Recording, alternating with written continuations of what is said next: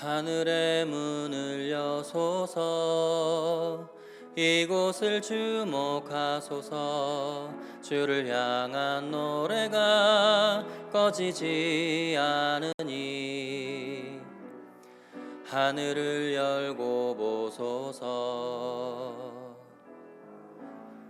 이곳에 임재하소서. 주님을 기다립니다. 기도의 향기가 하늘에 닿으니 주여 임재하여 주소서. 이곳에 오셔서 이곳에 앉으소서. 이곳에서 드리는 예배를 받으소서. 주님의 이름만이 오직 주의 이름만 이곳에 있습니다. 이곳에 오셔서 이곳에 앉으소서. 이곳에서 드리는 예배를 받으소서. 주님의 이름만이 오직 주의 이름만 이곳에 있습니다. 자비하신 하나님 아버지, 우리의 마음속에 살아 역사하시고 임재하시는 주님의 이름을 찬양합니다. 거룩한 주일, 측량할 수 없는 사랑으로 우리를 새롭게 하시는 주님 앞에 우리가 나아가오니 이 시간 하늘의 문을 열어 주님의 능력과 사랑과 은혜를 각 사람의 심령 가운데 부어 주옵소서. 우리의 예배의 주인이신 예수님의 이름으로 기원하오며 이제는 회개와 참회의 기도문을 함께 교독하겠습니다. 누군가의 마음을 아프게 한 것을 참회하며 고백합니다. 누군가를 속이고 기만한 것을 참회하며 고백합니다. 그리스도인답게 행하지 못함을 참회하며 고백합니다. 하나님의 뜻 대신 자신의 뜻에 편중된 신앙생활을 참회하며 고백합니다. 진심으로 참회한 성도에게 주신 하나님의 용서의 말씀이 여기 있습니다. 예수께서 이르시되 나도 너를 정죄하지 아니하노니 가서 다시는 죄를 범하지 말라. 아멘.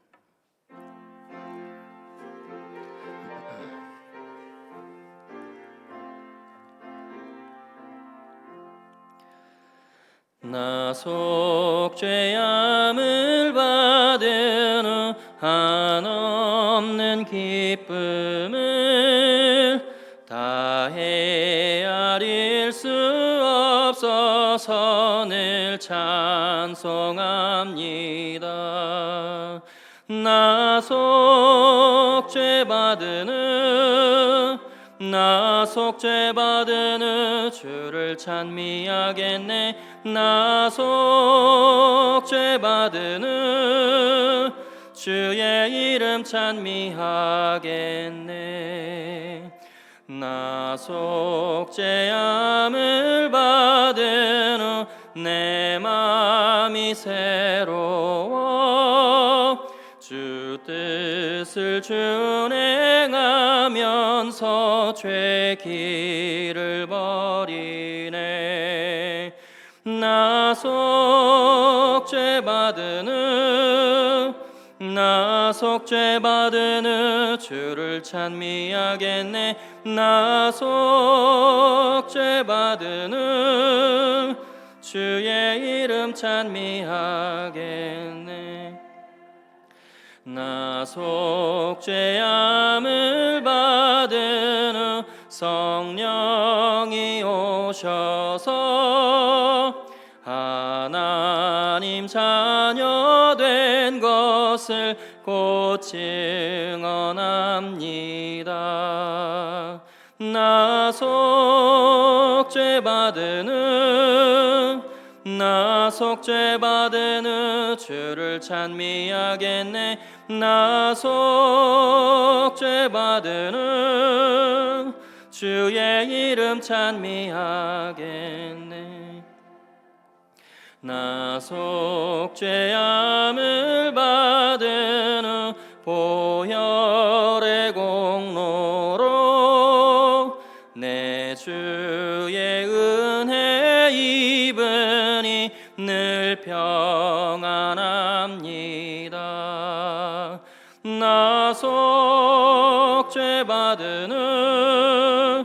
나 속죄받은 후 주를 찬미하겠네. 나 속죄받은 후 주의 이름 찬미하겠네. 이 시간에는 모든 예배자들이 같이 마음을 모아 하나님께 기도하겠습니다. 자비하신 주님, 우리의 목자가 되시는 주님의 이름을 찬양합니다. 코로나19로 인해 일상에 많은 어려움이 지속되고 있습니다. 우리에게 지혜와 믿음을 허락해 주셔서 불안과 걱정에 넘어지지 않도록 붙잡아 주옵소서. 받아들여야 하는 것에 대해서는 여유로운 마음을 허락해 주시고 변화해야 하는 것에 대해서는 용기를 허락해 주옵소서. 지금 이 예배의 자리에서 새로운 믿음의 각오와 결단을 하게 하옵소서. 이 시간 성전 예배에 참여하지 못하고 온라인으로 예배하는 모든 성도들에게도 동일한 주님의 은혜를 허락하여 주옵소서. 육체의 연약함으로 고통받는 환우들의 간절한 기도를 들으사 주님의 치유와 회복의 능력으로 응답하여 주옵소서. 우리 주 예수 그리스도의 이름으로 기도하옵나이다. 아멘.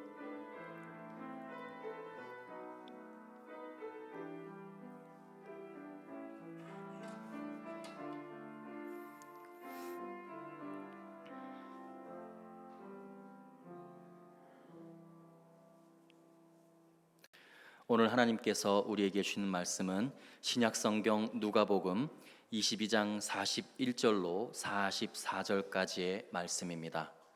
신약성경 누가복음 22장 41절로 44절까지의 말씀입니다. 제가 하나님의 말씀을 봉독하도록 하겠습니다. 그들을 떠나 돌 던질 만큼 가서 무릎을 꿇고 기도하여 이르시되 아버지여 만일 아버지의 뜻이거든 이 잔을 내게서 옮기시옵소서. 그러나 내 원대로 마시옵고 아버지의 원대로 되기를 원하나이다 하시니 천사가 하늘로부터 예수께 나타나 힘을 더하더라. 예수께서 힘쓰고 애써 더욱 간절히 기도하시니 땀이 땅에 떨어지는 핏방울 같이 되더라. 이는 하나님의 말씀입니다.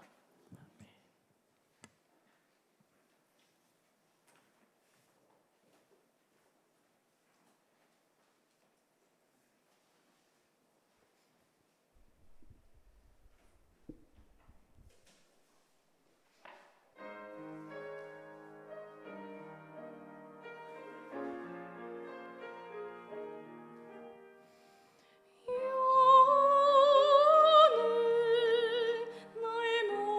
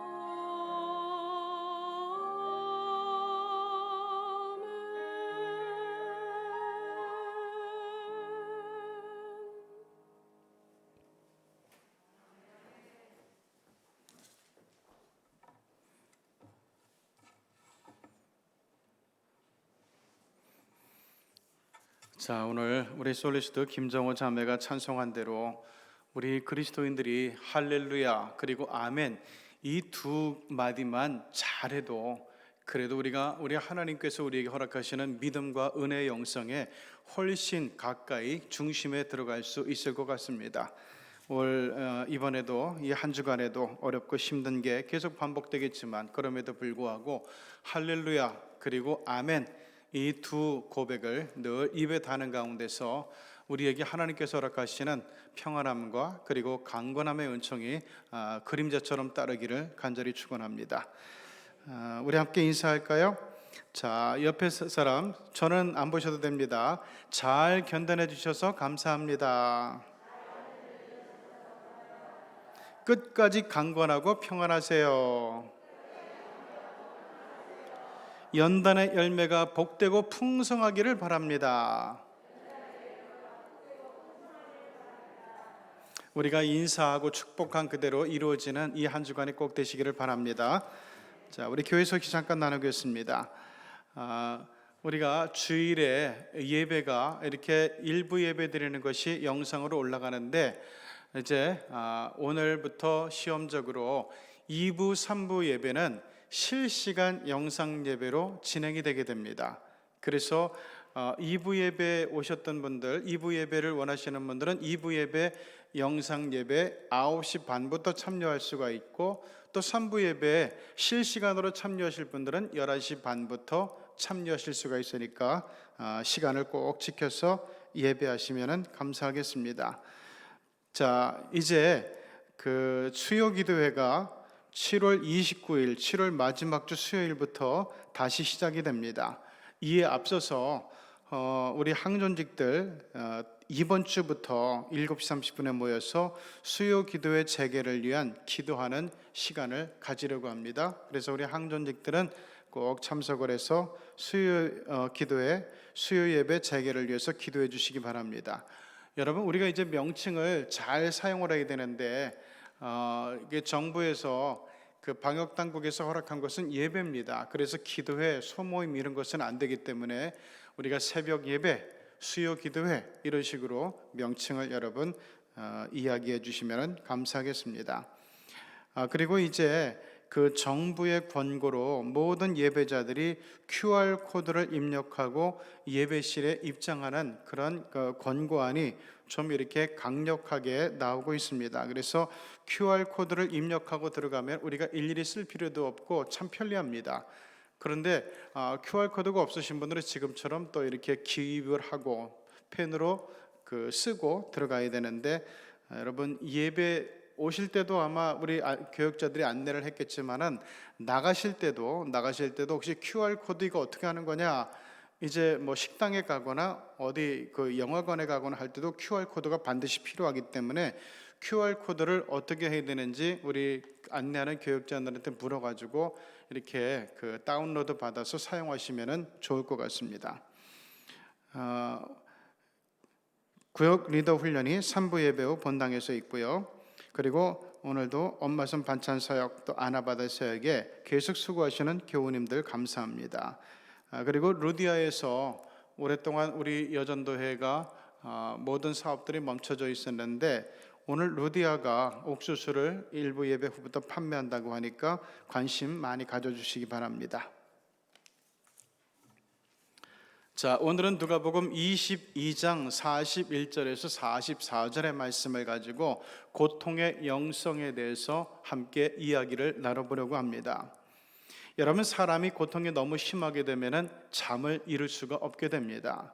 세상에 잠 못 이루는 고통을 겪어보지 않은 사람은 우리 중에 아마도 한 사람도 없으리라 생각이 됩니다.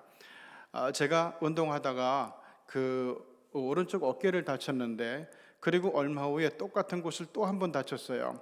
그리고 나니까 이 병원에 갔더니 이 근육이 한 6군데, 7군데가 찢어졌는데 이것을 일일이 수술을 하게 되면은 한 반년 동안은 팔을 못 쓴다 그래서 그러면 안 되겠기에 그 한의원에 가서 침을 맞으면서 거의 1년 동안을 이렇게 침으로 치료를 받아서 겨우 해결이 됐습니다.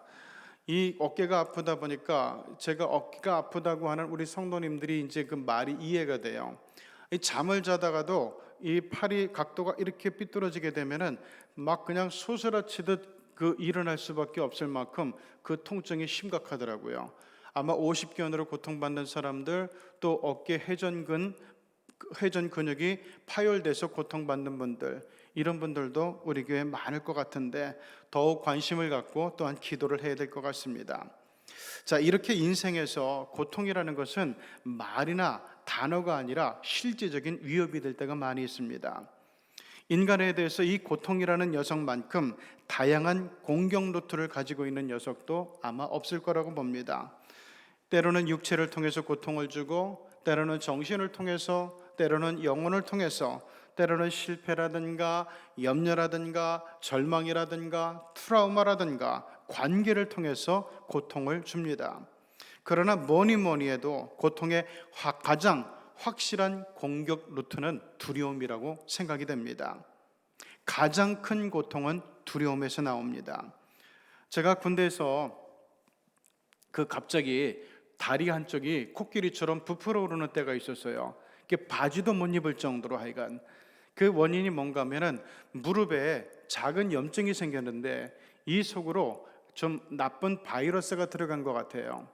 그래가지고 의무실에 갔는데 너무 아파서 불편해서 의무실에 갔는데 이 돌팔이 그 위생병이 있는 거예요. 이 사람이 무슨 말을 하는가 하면은, 야, 이거는 심각하니까 거기에 구멍을 뚫고, 고름 나오는 곳에 구멍을 뚫고 그 안으로 이게 이거 닦아내는 솜, 그거를 집어넣어 가지고 그 상처 안으로 들여밀어 가지고 소독을 해야 된다는 거예요. 그도저도 안 되면은 다리를 절단할 수밖에 없다고. 이 위생병이 뭘 합니까? 그러면서 겁을 잔뜩 주는데 얼마나 무서웠는지 몰라요. 자, 그러고 있는데 마침 휴가를 갔던 군의관이 복귀를 했습니다. 그리고 나서 이제 수술 날짜가 잡혔는데 뭐 때문에 어떻게 수술하겠다 이런 거 없이 그냥 언제 와서 수술하자 이렇게 날짜만 잡았어요. 그런데 제가 수술을 하루 앞두고 정말 중요한 사실을 하나 알게 됩니다. 당시 다리에 문제가 생겨서 근심하며 아파했던 순간들보다 훨씬 더 고통스러웠던 것은 수술 전날 밤새도록 내 주위에 머물던 두려움이었다는 거예요. 얼마나 그날 밤에 떨며 걱정했는지 몰라요. 야, 이 수술을 할 때 얼마나 아플까? 그리고 만약 안 돼서 다리를 자른다면 그 후에 나는 어떻게 살아갈까? 별 쓰잘데기 없는 걱정을 하면서 두려움에 떨었어요. 자, 그 두려움 때문에 밤을 하얗게 지새우면서 제가 그날 밤에 땀을 얼마나 많이 흘렸는지 모릅니다. 그때 그 일을 겪으면서 제가 분명히 깨달은 것이 있었습니다. 죽음의 고난을 앞둔 마지막 밤에 예수님이 당하시던 그 고통에 대해서 이전보다 훨씬 잘 이해할 수가 있게 되었다는 겁니다. 오늘 본문은 바로 그러한 예수님의 고통을 우리에게 알려주고 있어요. 예수님의 고통은 먼저 육체의 고통이었습니다. 불과 이제 하루 앞으로 다가온 잔인한 신문과 채찍질, 그것은 그냥 때리는 채찍질이 아니라 그 가죽끈 끝에다가 납을 박아가지고, 날카로운 납 조각을 박아가지고 이 사람의 몸으로 채찍을 날리면은 그 납 조각이 피부 속으로 파고 들어갔다가 떨어지면서 살점을 뜯어내는 아주 무시무시하고 고통스러운 채찍질이었습니다.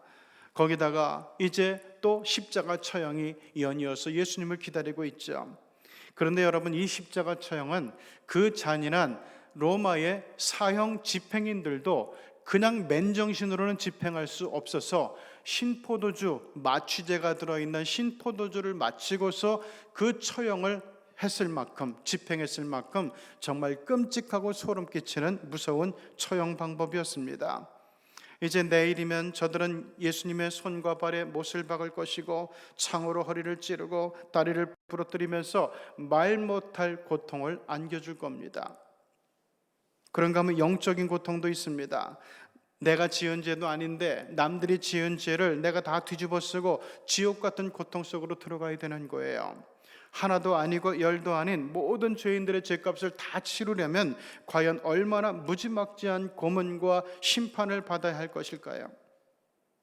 그때 이 세상에서 우리 주님이 유일하게 믿을 수 있는 분은 한 분, 바로 성부 하나님이죠. 그런데 그 성부 하나님에게마저도 버림을 받아야 되는 고통이 얼마나 예수님을 영적으로 힘들고 괴롭게 만들었을까 하는 것을 우리는 짐작해 볼 수 있습니다.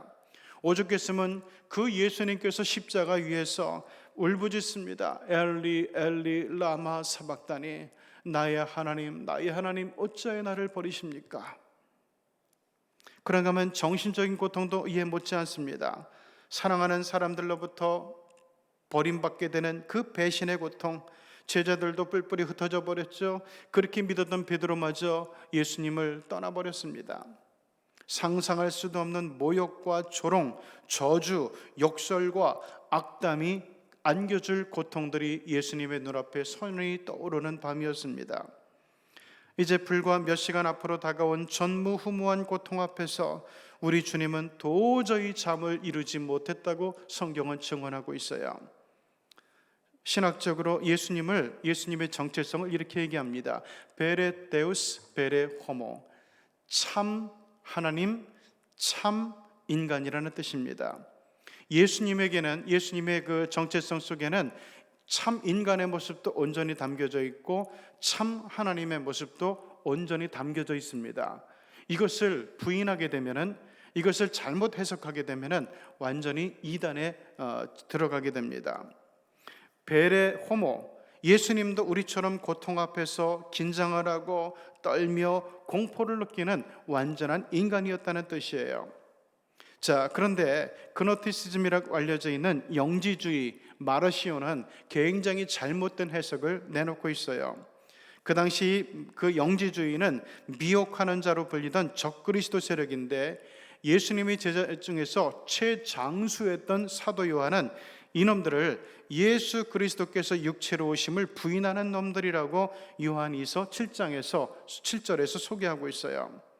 이 사람들은 예수님의 십자가 고통에는 전혀 의미를 두지 않았어요. 주님은 육체로 오신 게 아니라 영으로 오신 분인데 무슨 고통이 있고 무슨 감정이 있고 무슨 아픔이 있겠냐는 거예요. 그러면서 예수님의 십자가 고통의 의미를 아주 깎아버리고 무시해버렸어요. 그래서 사도 요한은 초대교회 성도들에게 이들과의 접촉을 아예 금지했습니다.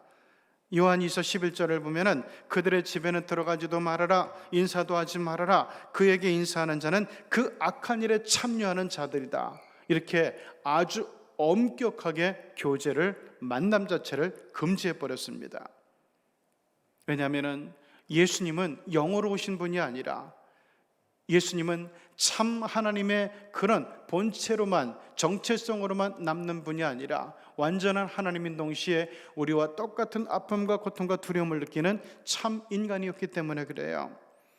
그 주님은 그날 밤에 너무도 두렵고 떨리는 나머지 안 되는 것인 줄 알면서도 성부 하나님께 이렇게 부르짖으며 기도합니다. 누가복음 22장 40절에 그게 나오죠. 아버지여, 할 수만 있다면 이 고통의 잔을 내게서 옮겨 주옵소서. 이거를 3번이나 기도하는 거예요. 나 이거 정말 두렵습니다. 이 잔은 안 마셨으면 좋겠습니다. 주님, 할 수만 있다면 아버지여, 이 잔을 내게서 옮겨달라고 3번이나 기도했다니까요. 그러나 내 원대로 맛이 없고 아버지의 원대로 되기를 원하나이다. 이렇게 예수님은 그 기도를 맺죠. 이 성경은 이 겟세마네 기도를 아주 짤막한 문장으로 소개하고 있어요. 그러나 그 기도는 그렇게 간단하고 쉬운 기도가 절대 아니었습니다. 42절을 문장 그대로만 읽으려 해서는 절대 예수님의 고통을 이해할 수가 없어요. 아버지여, 할 수만 있다면 이 고통의 잔을 내게서 옮겨 주옵소서. 이거는 44절을 먼저 봐야 제대로 볼 수가 있어요. 누가복음 22장 44절, 예수께서 힘쓰고 애써 더욱 간절히 기도하시니 땀이 땅에 떨어지는 핏방울 같이 되었다. 간단하고 짧게 기도하는데 땀이 피처럼 흐른다는 건 말도 안 되죠. 이는 주님이 그날 밤에 겟세마네 동산에서 있는 힘을 다해서 하나님 앞에 처절하게 부르짖으며 기도했다는 반증이에요. 이 잔을 좀 옮겨달라고, 제발 저 끔찍한 십자가만큼은 면하게 해달라고 얼마나 간절히 구했던지 땀이 핏방울처럼 줄줄줄 흘러내려 떨어질 정도였다는 겁니다. 그날 밤 우리 주님은 정말 사력을 다해 기도하셨어요. 왜? 십자가 위에서 희생제물로 죽는 게 그만큼 두렵고 아프고 고통스러운 것이었기 때문입니다. 그래서 주님은 난생 처음으로 안 될 기도, 해서는 안 될 기도, 응답되지도 않을 기도를 하셨던 거예요. 이처럼 두려움은 가장 커다란 고통을 우리에게 줍니다. 혹 지금 여러분에게도 이와 같은 두려움이 있습니까? 그로 인한 고통이 여러분에게 남아 있습니까? 그렇다면 예수님의 그 다음 기도에 주목해야 됩니다. 두 번째 생각하는 것은 고통의 영성은 순종에 있다는 거예요. 처절했던 기도를 끝내면서 마침내 우리 주님은 신음하듯 이렇게 기도하십니다. 그러나 내 원대로 마옵시고 아버지의 원대로 되기를 원하나이다. 이제는 그 고통을 받아들이겠다는 거죠. 하나님 아버지께서 주시는 고통이라면 말없이 순종하겠다는 이야기입니다. 여러분, 고통에서 나오는 두려움은 회피한다고 해서 없어지는 것이 아닙니다. 그 고통을 피해버리면은 또 다른 고통이 다시 우리를 기다립니다. 세상의 고통의 종류는 얼마나 다양하고 많은지 몰라요. 그러므로 인간이 이 고통에서 벗어나는 방법은 없습니다. 그런데 딱 한 가지 비법이 있어요. 세상의 시각으로 보면은 고통은 백해무익한 거죠. 그러나 믿음의 눈으로 보면은 이 고통마저도 하나님이 주신 선물일 때가 있습니다. 고통은 성공의 자산이다. 이 말을 남긴 사람이 누군가 하면은 여성 권투 선수로 유명한 김주희 선수예요. 이 친구가 그 자기 자전적 에세이를 썼는데 할 수 있다, 믿는다, 괜찮다라고 하는 게 책 제목이에요. 거기 이 김주희 선수는 세계 챔피언 벨트를 무려 6개나 보유했던 전설적인 여성 복서입니다. 그녀는 그 책에서 이렇게 얘기해요. 내가 왜 세계 챔피언이 되었나? 나만큼 고통 많은 사람은 없기 때문이다. 가장 꺾기 힘든 상대는 나처럼 사지에 몰린 사람이라고 이야기를 하고 있어요. 실제로 그녀의 삶이 얼마나 불우했는지 몰라요. 어머니는 가난을 못 견디고 김 선수가 13살 때 가출해 버렸어요. 본드 냄새 자욱한 구두방에서 일하던 아버지는 40 될 무렵에 치매가 와버렸습니다. 5살 위 언니는 돈 주는 곳이면 주유소, 학원, 식당을 가리지 않고 악자까지 덤벼들어서 월세와 생활비를 벌어왔어요. 중2 때 김 선수는 언니가 쥐어준 10만 원을 들고 거인체육관 문을 처음 두드리게 됩니다. 거기서 묵묵히 지루한 기초 훈련을 견뎌내는 이 여중생에게 당시 정문호 관장은 넌 꿈이 뭐냐 이렇게 묻습니다. 그때 여중생은 입술을 깨물면서 세계 챔피언이 되고 싶다고 대답했어요. 가난도 혹독했지만 훈련도 혹독했습니다. 중3 때 뒤늦은 초경을 했는데 당장 생리대 살 돈이 없어 이웃집 산모에게 기저귀를 얻어 쓰고 했습니다. 복부를 단련하기 위해서 배를 집중적으로 맞는 훈련을 하다가 2 다리를 적시도록 하혈을 하기도 했습니다. 건강보험료를 못 내서 병원에는 친구 이름으로 다니고 있었습니다. 그래도 김주희가 죽기 살기로 훈련을 계속한 이유는 딱 하나였습니다. 세계 챔피언이 돼야 굶지도 않고 집세도 내고 세금도 내고 대학도 가서 정상적으로 살아가는 꿈을 이룰 수가 있다고 믿었기 때문입니다. 김 선수는 2010년 9월 12일 안양 실내체육관에서 필리핀의 주제스 나가와 선수를 꺾고 WBF 라이트 플라이급 챔피언이 되면서 새로운 복싱의 전설이 되기 시작합니다. 그대로 세계 챔피언 타이틀을 무려 6개나 보유하는 위대한 선수가 되죠. 이것은 그때까지 여자 권투사에 전무했던 대기록이었습니다. 고통을 뿌리치거나 피하지 않고 성공의 재료로 수용한 결과이기도 했습니다. 고통은 피할 상대가 아닙니다. 그럼 이놈은 우리를 더욱 우습게 보고 달려듭니다. 고통에 대한 새로운 깨달음이 필요합니다. 고통도 하나님이 주신 선물이라는 거예요. 여러분, 요셉을 보십시오. 모세와 다니엘을 보세요. 그리고 바울을 보세요. 이분들이 말하는 게 뭡니까? 그들이 받은 고통이 곧 하나님이 자기들에게 주신 축복이었다고 고백하고 있잖아요. 그러면서 얘기하는 것은 이겁니다. 고통을 주시는 하나님의 뜻에 순종하라는 거예요. 결론을 하나님께 맡기라는 겁니다. 이게 바로 고통을 앞둔 예수님께서 이렇게 기도하신 이유였어요. 그러나 아버지여, 내 원대로 마시옵고 아버지의 원대로 되기를 원하나이다. 우리도 하나님께 이 고통을 맡기는 가운데서 우리 하나님의 자녀들에게 하나님께서 예비하신 새로운 선물이 되는 그 체험을 꼭 경험할 수 있기를 바랍니다. 세 번째 생각하는 것은 고통을 이기는 또 하나의 방법이 있는데 그게 바로 사랑이라는 거예요. 독립운동의 대부였던 김구 선생이 중국에서 독립운동을 할 때였습니다. 어느 날 낯선 청년이 방문을 합니다.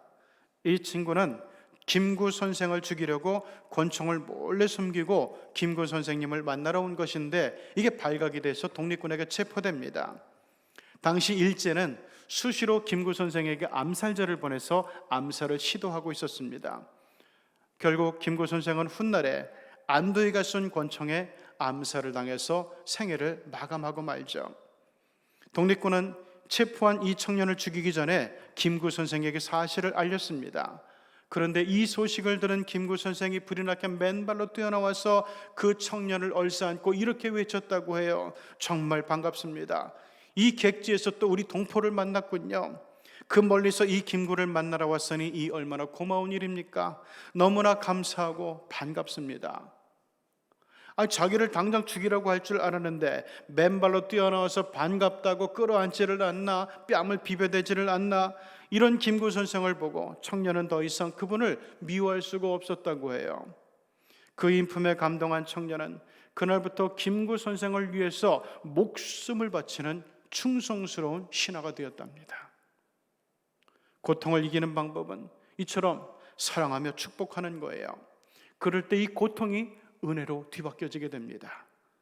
십자가에 달린 주님의 모습이 꼭 그랬습니다. 없는 죄까지 뒤집어 씌우며 욕하고 저주하고 악담하면서 그것도 모자라서 죽여라고 소리치는 군중을 바라보며 우리 주님은 오히려 저들을 위해 이렇게 기도하셨어요. 아버지, 저들이 몰라서 그러는 것이니 용서해달라고.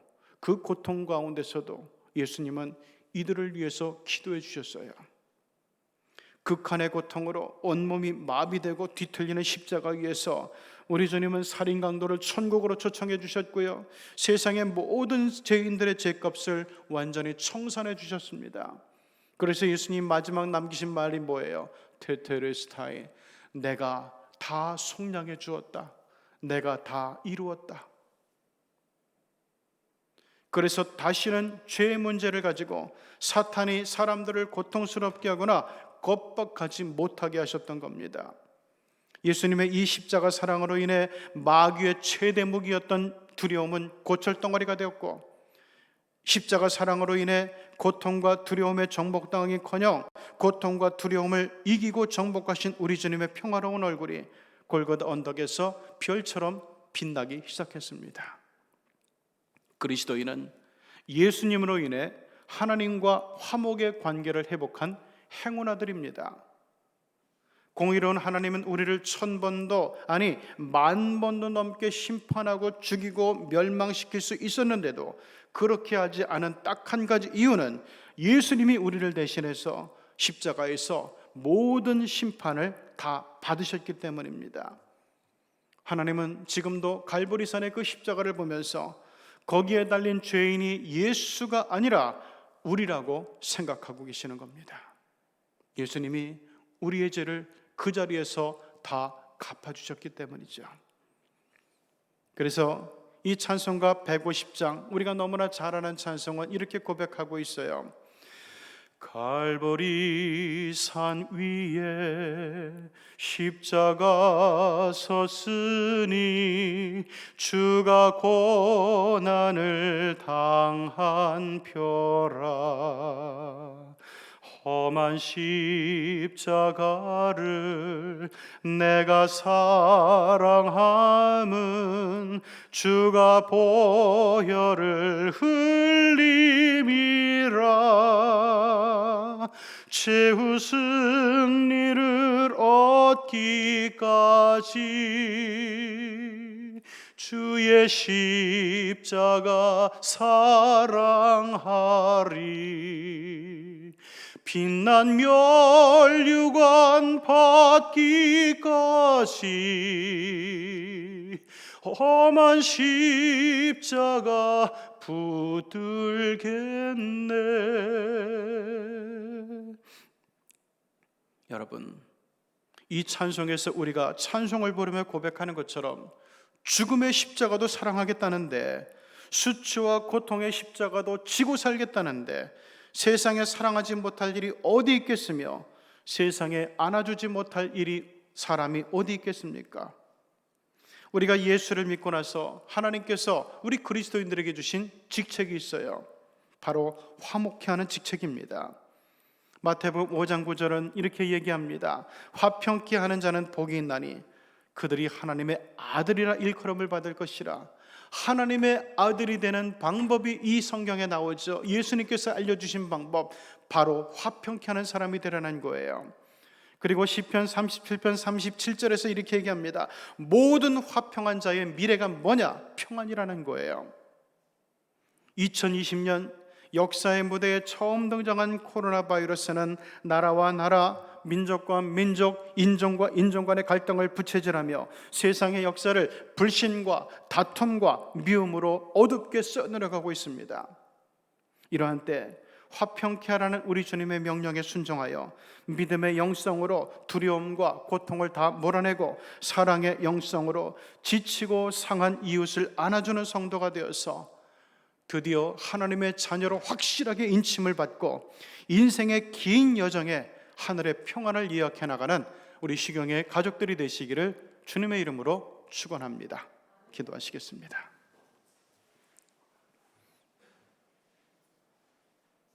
이 시간 우리에게 남아있는 고통을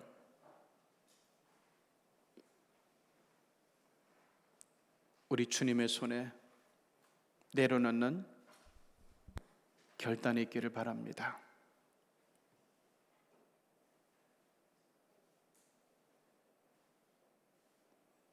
우리의 심각한 고통을 해결할 이는 오직 하나님밖에 없습니다. 우리 하나님의 손에, 우리 산악의 주님의 십자가 아래 우리의 모든 고통을 내려놓고 믿음으로 고통을 재해석하면서 고통도 하나님의 선물이 되고 이 고통스러운 삶의 현실에서도 우리 하나님의 뜻을 알고 순종하는 가운데서 더욱 사랑하고 화평케 하는 자가 되어서 하나님의 자녀가 되고, 그리고 우리 인생의 나날이 하늘의 평안으로 밝게 빛나는 우리 사랑하는 주의 백성들이 꼭 되어지기를 간절히 기도합니다. 주님, 우리와 함께 해주시고 우리의 기도 가운데 함께 해주시고 고통을 새롭게 믿음 가운데서 보는 우리 성도들의 귀한 믿음의 결단 가운데 하나님께서 은혜와 복을 내려 주시옵소서. 예수님의 이름으로 기도드리옵나이다. 아멘. 이제 봉헌합니다.